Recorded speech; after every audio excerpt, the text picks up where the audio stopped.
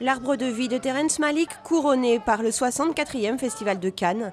Un film dont la grandeur semble convenir à ce que l'on attend d'une palme d'or selon le président du jury Robert De Niro.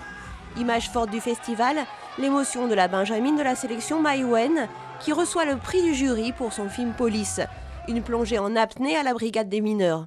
Autre Français heureux dimanche, Jean Dujardin, génial en star déchu du cinéma muet dans The Artist, il remporte le prix d'interprétation masculine. La politique de rigueur des socialistes espagnols lourdement sanctionnée. Le parti au pouvoir arrive très loin derrière les conservateurs du Parti populaire selon les résultats quasi définitifs des élections municipales. Les manifestants de la Puerta del Sol maintiennent la pression et prolongent l'occupation de la place d'au moins une semaine.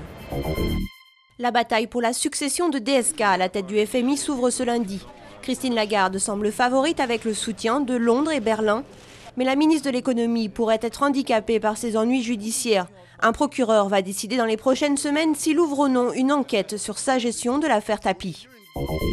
Le ciel de nouveau menacé par un volcan islandais. Une éruption a entraîné la fermeture de l'espace aérien en Islande dimanche et celui de la Norvège est légèrement touché ce lundi. Il est prématuré de se prononcer sur l'évolution du nuage de cendres, mais le secrétaire d'État au transport prévient que des vols seront annulés lorsque l'Europe sera touchée.